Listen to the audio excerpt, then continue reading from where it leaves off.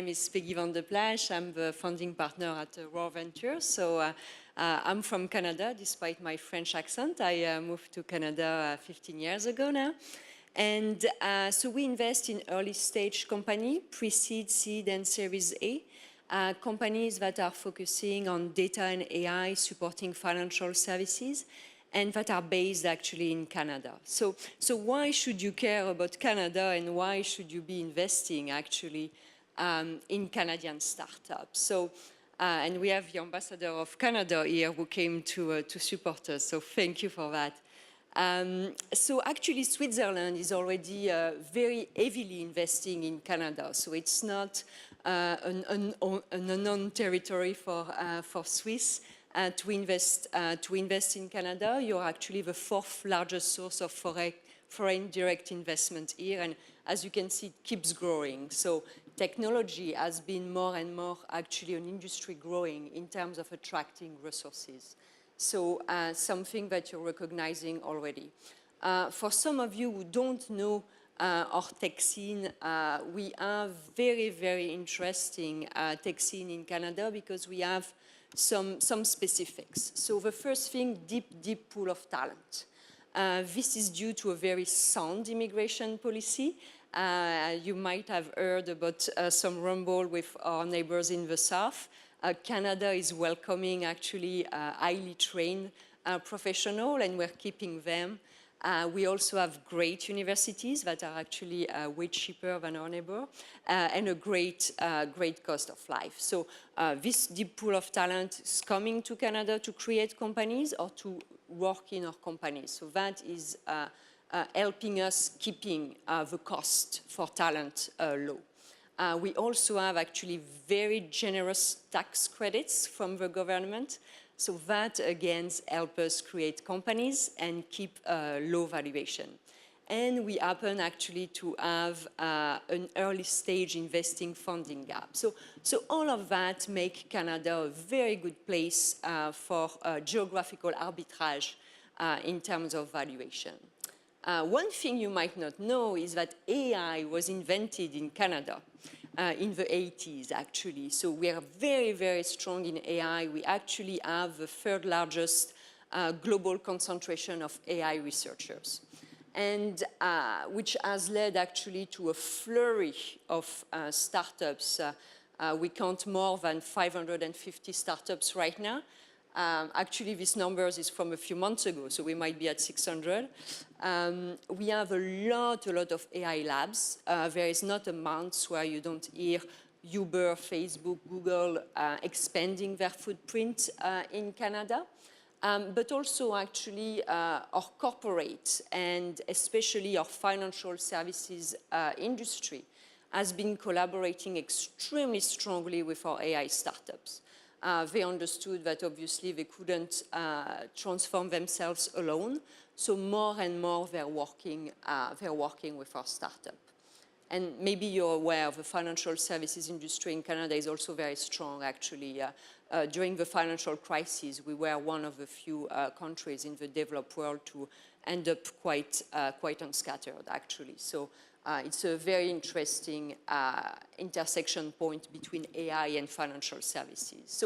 So this is why you should care about Canada. It's a very attractive geography, lower valuation, great pool of talent, but also great expertise in both AI and financial services. So next, and you're all, I would say, already in the financial services space. So you probably know already a lot of what I'm going to tell you. So why should you be investing in data and AI startups that are focusing on financial services? So the first thing is that financial services is close to 10% of the global GDP. I believe strongly in going where the money is, which is why I've always worked in finance. Obviously, it's a very profitable industry, and they are capable of actually committing some of their margin to transforming themselves, contrary to some industries. So there is definitely money here to be made. But also they're under tremendous pressure. And obviously, what we've seen in the last years with the rise of FinTech, InsurTech, and a lot of you are working in the space, has been disrupting the traditional financial institutions. But I think that it's nothing compared to big tech. Wait until you see Amazon and Facebook really coming in the space, and here it's going to be disruption. So these financial institutions are under tremendous pressure. They know it. I was leading innovation in a large bank a few years ago. I can tell you banks and insurance companies know they need to change. They also know that they cannot do that alone. So they are working more and more with startups in order to help their transformation. And actually, data and AI are the best strategic enablers for transformation for financial institutions. It gives them opportunities to reduce their costs, increase their revenues, and also increase their client experience. So these are some of the areas we're investing in that are really, really aiming at augmenting financial institutions. So we don't invest at all in the type of organization that will compete with financial institutions that might be our LPs as well. So again, the perfect financial storm for us, and you know that working in FinTech, huge, huge, huge opportunity here.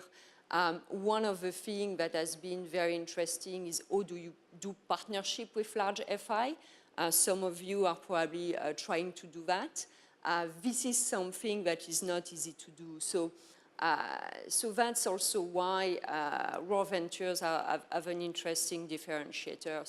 So our team is a very diverse team. So, and when I say diverse, I'm not just saying a gender diversity or cultural background, which is still very important, but we have a mix of profiles. So some of us has been investor, some have been corporate executives, some have been entrepreneurs. So we sat at every seat at the table, and these partnerships that are so important and so difficult to put in place, we've done many of them. So starting with me, because I'm the founding partner, so I know it's not very polite. So I've been extremely lucky to have many careers in my life as an investor, as an entrepreneur, as an executive, and also I've been advising some of the largest VC in Canada. I sit on many boards. One is a government board, which is Invest in Canada, which is very appropriate today, and also a lot of private and non-profit board. I've been in the gender diversity space for like 10, 12 years. I'm not sure if you have the same movement in Switzerland than we have in North America. Gender diversity is finally becoming something people are interested in. And we're trying to more and more allocate more money to women entrepreneurs and women VCs. So that allows me to have a very differentiated deal flow because I know a lot of women entrepreneurs, which is not always the case from traditional VC. And that's the dream team. So that's what I meant by diverse, as you can see. So Mike is our venture partner from San Francisco. Mike is also a serial entrepreneur and serial investor. He's the managing partner at 500 FinTech. I'm sure some of you might know him. Pam is actually our legal expert. You always need one on the team. Shilu was leading a technology partnership for RBC, the largest Canadian bank. Chris is our tech expert, and Carla is our marketing expert. I absolutely wanted to have a marketing expert on the team. Done too many board meetings where someone starts by, I'm not a marketing expert, but, and gives his opinion. So that was very important for me. So just as a snapshot, what we've done in terms of boards we've sat on, in terms of partnership we put together. So very, very strong and experienced team. So one thing very important to us is to work very closely with our LP. We're looking at two types of investors, financial investors, but also strategic investors. For strategic investors, it's very important for us that they benefit from collaboration with our portfolio companies. And I mean, it's a virtuous cycle.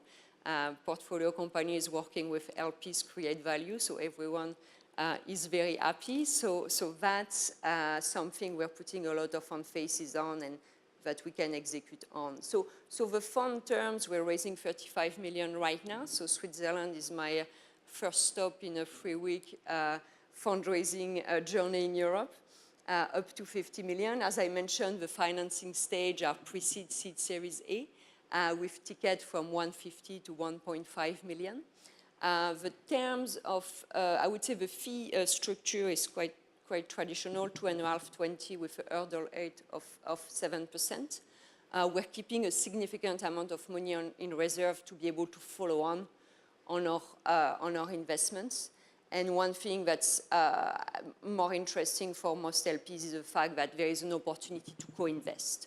So if you want to invest in Canada, but you don't have, obviously, a footprint there, we're obviously giving you the opportunity to as well co-invest with us. So these are some of the startups we have in our radar. We have a very, very good and differentiated pipeline.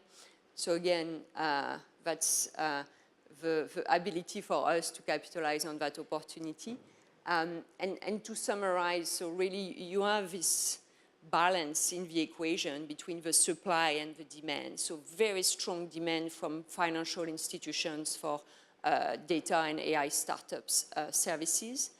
Very strong supply of that type of services in Canada at lower valuation, and a team that can basically deliver that. So if you are looking at boosting your returns via unique deal flow, operational expertise, or geographical arbitrage, and or you're looking at accelerating your transformation via a partnership with startups, international insights, and differentiated collaboration, well, I'll be here until the end of the morning. So thank you so much for your attention, and if you have any questions, don't hesitate to reach out.